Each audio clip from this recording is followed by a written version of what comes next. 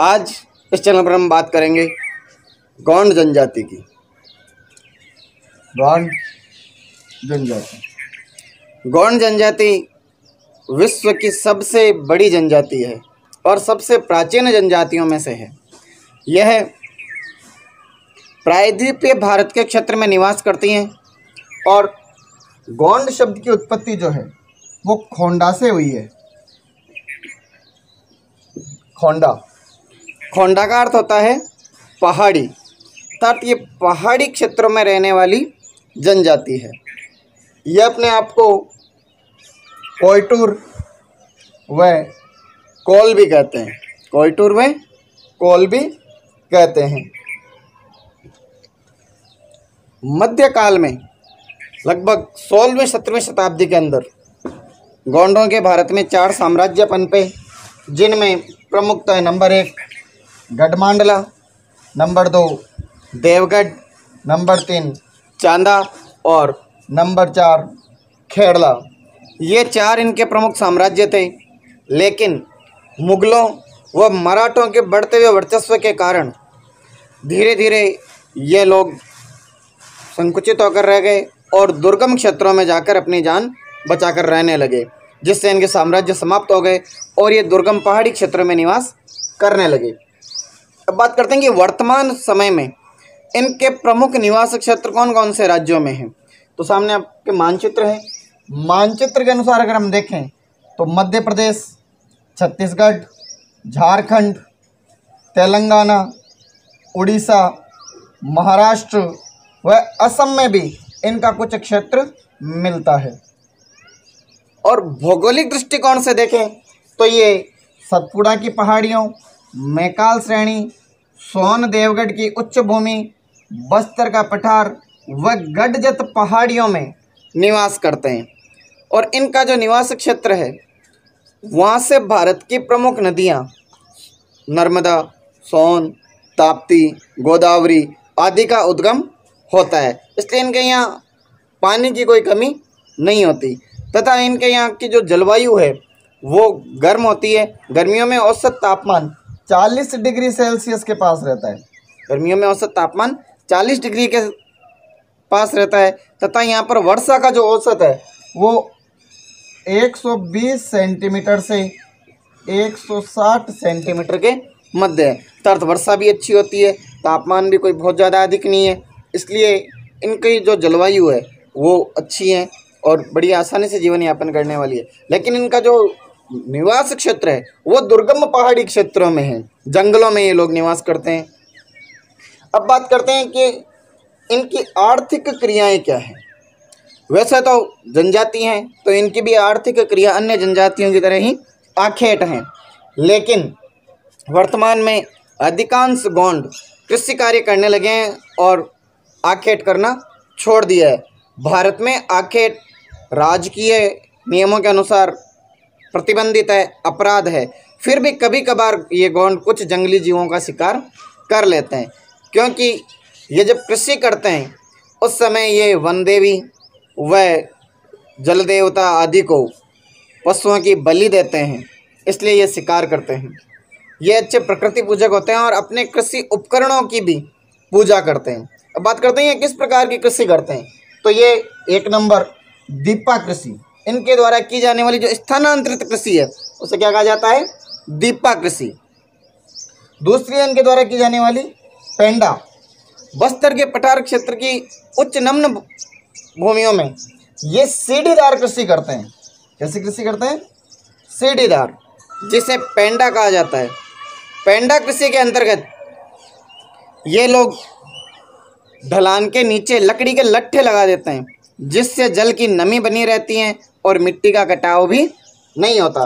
तो यह इनकी पेंडा कृषि। इनमें अलग अलग वर्ग के लोग भी अलग अलग कार्य करते हैं। जैसे इनके प्रधान वर्ग के जो लोग हैं, प्रधान जाति के, वे एक तरीके से भोपा होते हैं, जो इनका इतिहास सुनाते हैं कि गोंडों का जन्म कैसे हुआ, इनकी पीढ़ी दर पीढ़ी इनका विकास कैसे हुआ, जिन्हें हम सामान्य भाषा में भोपा कहते हैं। वे इनके प्रधान वर्ग के लोग होते हैं। कुरुक, केवट व धीवर ये मछुआरे होते हैं। ये नदी से समुद्र से, तालाबों से मछली पकड़कर अपना जीवन यापन करते हैं। रावत इनमें पशुपालक वर्ग होता है जो पशुपालन करता है, जो कि मुख्य रूप से गाय, बकरी, भेड़ व भैंस का पालन करता था, दूध बेचकर अपना जीवन यापन करता है। धुलिया ये इनकी गायक जाति होती है जो कि गीत गाकर इनका मनोरंजन करती हैं। तो ये इनकी आर्थिक क्रियाएं होगी जिनमें मुख्य रूप से कृषि कार्य करना है। और रावत वर्ग इनमें पशुपालन करता है, तथा कुरुक, केवट, देवर इनमें मत्स्यकर्म करता है, प्रधान इनमें इतिहास सुनाता है, और धुलिया जो है वो गाकर गोंडों का मनोरंजन करता है। अब बात करते हैं इनके भोजन की कि ये भोजन में क्या खाते हैं। तो इनके प्रमुख भोजन पदार्थ जो हैं वो है कोदू व कुटकी। ये स्थानीय मोटे अनाज हैं, कोदू व कुटकी, ये इनके प्रमुख खाद्यान्न हैं।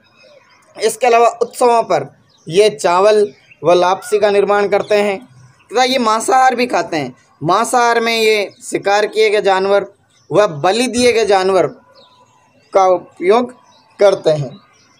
अब बात करते हैं अपन आगे कि इनके वस्त्र व आभूषण कैसे हैं। गोंडों के वस्त्र व आभूषण कैसे हैं। तो स्त्री व पुरुष दोनों ही एल्यूमिनियम व चांदी से बने आभूषणों को धारण करते हैं। महिलाएं जो हैं वो कांच की चूड़ियों से अपने आप को सजाती व संवारती हैं तथा इनकी महिलाओं में गोदना गुदवाने का भी प्रचलन पाया जाता है। गोदना गुदवाने का मतलब है जैसे हम अपने शरीर पर टैटूज बनवाते हैं, वैसे इनकी महिलाएं जो है अपने पूरे शरीर पर गोदने गुदवाती हैं। ये इनमें प्रमुख रूप से प्रचलित होता है तथा ये अपने सिर पर जूड़ा बनाकर उसमें लगभग आधा दर्जन बांस के तिनके लगाती हैं। आपने कई पुरानी मूवीज़ में देखा होगा जिसमें जनजातीय वर्ग को दिखाया जाता है, उसमें महिलाएं अपने सिर में सूर्य की किरणों के जैसे लंबे लंबे सफ़ेद रंग के बांस लगाए रखती है। उन्हें ही ये गौंड जनजाति अपने बालों में लगाती है, जिन्हें कंगे कहा जाता है। कंगे नाम की ये उपकरण ये अपने सिर में लगाते हैं, जिससे इनका जूड़ा बड़ा सुंदर लगता है। ये लोग वस्त्रों में पूर्ण रूप से अच्छे कपड़े पहनते हैं और सूती वस्त्र पहनते हैं। पुरुष जो है वह धोती कुर्ता पहनते हैं तथा महिलाएं साड़ी, घाघरा, चोली आदि पहनती हैं। अब बात करते हैं इनके निवास गृह कैसे होते हैं। इनके निवास गृह भीलों के अनुसार ही झोंपड़ियाँ होती हैं, लेकिन इनमें थोड़ा परिवर्तन पाया जाता है। ये लोग अपना निवास बनाने से पहले, अपना आवास बनाने से पहले भूमि पूजन करते हैं। जैसे आज के युग में हम लोग करते हैं ना, शगुन निकलाना, पहले पंडित से शगुन निकलाते हैं कि भाई किस दिन नींव भरना अच्छा रहेगा। उसी प्रकार ये लोग भी उस भूमि का शगुन निकलवाते हैं, उत्सव मनाते हैं, पूरे समाज को इकट्ठा करते हैं, उसके बाद मकान बनाते हैं। ये मकान घास फूस, लकड़ी व मिट्टी से मिलाकर बनाते हैं। भीलों की तरह इनके निवास क्षेत्र में भी, इनके मकान में भी एक सोने का कमरा, एक देवता का कमरा, एक रसोई, चौक व पशुओं के लिए चारा रखने की जगह होती है। अर्थात अपने आप में पूर्णता लिए हुए इनकी झोंपड़ी होती है। ये जब नींव की पूजा करते हैं या उत्सव मनाते हैं, उस समय पशु बलि देते हैं। मुख्य रूप से उसमें बतख व मुर्गे की बलि दी जाती है, तो उसे ही फिर लोगों में बांटकर खाया जाता है। ये इनके मकान बनाने की प्रक्रिया है। बात करते हैं कि गौंड जनजाति की सामाजिक संस्कृति कैसी है, ये समाज में किस प्रकार रहते हैं। तो भीलों की तरह ये भी पितृसत्तात्मक है। पिता की मृत्यु के बाद इनकी जो संपत्ति है वो बच्चों में बांट दी जाती है, और जो सबसे बुजुर्ग होता है परिवार का, वह परिवार का मुखिया कहलाता है। ये लोग बड़े ही प्रकृति पूजक होते हैं तथा विभिन्न देवताओं की पूजा करते हैं तथा ये इनमें जो विवाह पद्धतियाँ हैं वो भी विभिन्न प्रकार की पाई जाती है। मुख्य रूप से भीलों की तरह ही इनमें विवाह पद्धतियाँ हैं, लेकिन इनमें कुछ विवाह अलग प्रकार के हैं, जैसे सेवा विवाह, विनिमय विवाह,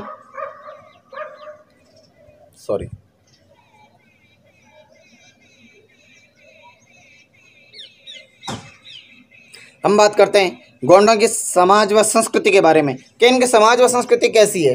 ये पितृसत्तात्मक होते हैं। तब पिता की मृत्यु के बाद संपत्ति जो बच्चों में बराबर बांट दी जाती है तथा जो परिवार का सबसे बुजुर्ग व्यक्ति होता है उसे परिवार का मुखिया बनाया जाता है। इनमें विवाह जो है वो सेवा विवाह, विनिमय विवाह और विधवा विवाह, हरण विवाह मुख्य रूप से पाया जाता है। तथा ये लोग विवाह का कार्य जो है वो प्रकृति के क्षेत्र में करते हैं, जैसे जल स्रोतों के नज़दीक या आम के वृक्ष के नीचे। तथा विवाह के दौरान किसी भी अनिष्ट से बचने के लिए ये लोग रामधुनी का पाठ करते हैं। इनका मानना है अगर ये रामधुनी का पाठ करेंगे तो इनके ऊपर किसी भी प्रकार की कोई बाधा नहीं आएगी और इनके जो अच्छे कार्य हैं वो सुगमता से पूरे कर लिए जाएंगे, इसलिए ये रामधुनी का पाठ करते हैं। इनमें गांव के मुखिया को पटेल व मुखादम कहा जाता है तथा गांव का जो कोतवार चौकीदार जो होता है उसे कोतवार कहा जाता है। तथा इनके पुजारी को देबारी, पुजारी या पुरोहित जो होता है, इनके पूजा कार्य करवाने वाला जो व्यक्ति होता है उसे देबारी के नाम से जाना जाता है। गोंड जनजाति की जो गोंडी भाषा है वो मुख्य रूप से द्राविडियन भाषा परिवार का हिस्सा है। गोंडी भाषा जो है वो द्राविडियन भाषा परिवार का सदस्य है। इसके अलावा गोंड जो हैं वो हिंदी, तेलुगु, तमिल आदि भाषा का उपयोग भी करते हैं। अधिकांशतः गोंड जो हैं वो हिंदू हैं, लेकिन कुछ गोंड प्रकृति पूजक हैं और ये मुख्य रूप से काली माता, शीतला माता, दंतेश्वरी माता, बड़ा देव, शंभु महादेव व परसापेन की पूजा करते हैं। तथा ये लोग शंभु महादेव, बड़ा देव व दंतेश्वरी माता को नर बलि भी देते हैं, जिसे 19वीं शताब्दी में अंग्रेजों द्वारा प्रतिबंधित कर दिया गया। ये लोग पूर्णिमा की रात को उत्सव मनाते हैं, नाचते गाते हैं, स्त्री व पुरुष साथ में नाचते हैं तथा धुलिया जाति जो है वह अच्छे गीत गाती है और उसके गीत पर ये लोग नाचते हैं। तथा प्रधान जो हैं, जो कि एक प्रकार का भोपा, हम पीछे बात कर चुके हैं, ये इनका इतिहास गाकर सुनाता है। और भोपा की कहानी के अनुसार या प्रधान की कहानी के अनुसार जब गोंडों की माता ने इनको जन्म दिया तो वह इन्हें बेसहारा जंगल में छोड़कर चली गई। तब माता पार्वती ने इन्हें अपने आश्रय में लिया, इन्हें शरण दी, लेकिन शंभु महादेव को यह पसंद नहीं आया, इसलिए भगवान शिव ने गोंडों को एक गुफा में बंद कर दिया। कालांतर में पानेरी कपारलिंगम व जंगूबाई की सहायता से गोंडों को गुफा से बाहर निकाला गया और ये गुफा से 4 टुकड़ों में बाहर आए, अलग अलग हिस्सों में बाहर आए। पहले कुछ गोंड बाहर आए, फिर अलग आए, फिर अलग आए, अर्थात 4 भागों में ये बाहर आए। तो इसीलिए इनके 4 वर्ग माने गए, गोंडों के 4 वर्ग माने गए और इन चारों वर्गों को सगा कहा जाता है। क्या कहा जाता है? सगा।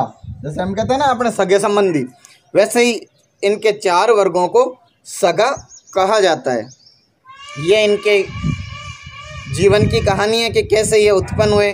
तो इनकी माता ने इन्हें बेसहारा छोड़ दिया, पार्वती माता ने शरण दी, शंभु महादेव ने इन्हें बंद कर दिया, फिर पानेड़ी कपारलिंगम ने जंगूबाई की मदद से इन्हें बाहर निकाला और ये 4 वर्गों में विभाजित होकर बाहर आए। तो ये इनकी मुख्य रूप से समाज एवं संस्कृति है।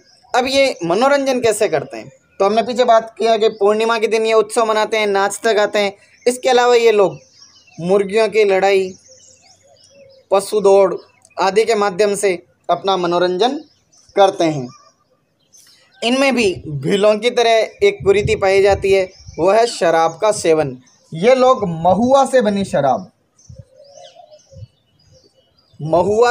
शराब का सेवन करते हैं और इसे बड़ा पसंद करते हैं।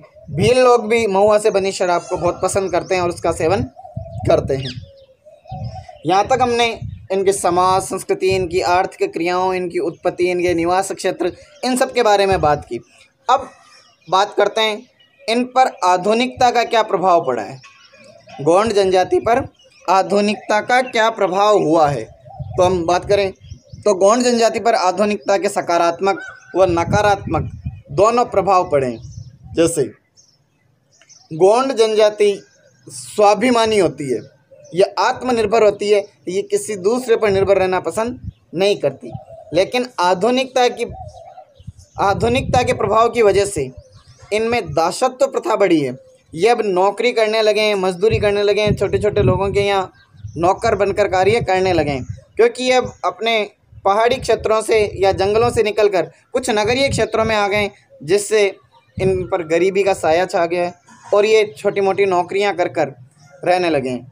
लेकिन सकारात्मक प्रभाव ये हुआ है कि सरकार द्वारा चलाई गई आरक्षण व्यवस्था का उपयोग कर कर अब ये लोग कुछ मात्रा में सरकारी नौकरियां भी करने लगे हैं, तथा सरकार के प्रयास से इनमें पाई जाने वाली एक बहुत बड़ी कुरीति समाप्त हो गई है, जिसका नाम था कबाड़ी प्रथा। कबाड़ी प्रथा इनमें एक दासता का प्रतीक थी। एक व्यक्ति साहूकार से जब रुपए ले लेता था तो उसे चुकाते चुकाते उसकी कई पीढ़ियां बिक जाती थी, कई पीढ़ियां चली जाती थी। जैसे पिता ने कर्ज लिया तो उस कर्ज को चुकाने के चक्कर में उसका बेटा पोता उस साहूकार के यहाँ बिना किसी मानदेय के नौकरी करता था, और जब कहता तो बोलता कि तुम्हारे पिता ने लोन लिया था वो चुका रहे हो, चुपचाप काम करो। तो ये एक प्रकार की दासता बंधुआ मजदूरी जैसी प्रथा थी, जिसे हम कबाड़ी प्रथा कहते हैं। क्या कहते हैं? कबाड़ी प्रथा। यह भी सरकार द्वारा समाप्त कर दी गई। वर्तमान में शिक्षा का प्रचार प्रसार बढ़ने लगा है। पहले इनके यहाँ शिक्षा का स्तर बहुत नीचा था और महिलाएं तो 100% अशिक्षित थी, लेकिन सरकार के विभिन्न कदमों की वजह से यह अब शिक्षा के क्षेत्र में आगे बढ़ने लगे हैं, महिलाएं भी पढ़ने लिखने लगी हैं और इनमें सामाजिक सुधार अत्यधिक होने लगा है। इस प्रकार गोंड जनजाति आज अपना एक मुख्य सामाजिक परिवेश रखती है, आधुनिकता का प्रभाव अपने आप में रखती हैं, और इनमें से कई लोग आज फिल्मों में और विभिन्न गायकी के क्षेत्रों में अच्छा नाम कमा रहे हैं। तो आज इस गोंड जनजाति में आपको कैसा लगा मुझे ज़रूर बताएं, और आगे भी मेरा मनोबल बढ़ाते रहें। जय हिंद, जय भारत।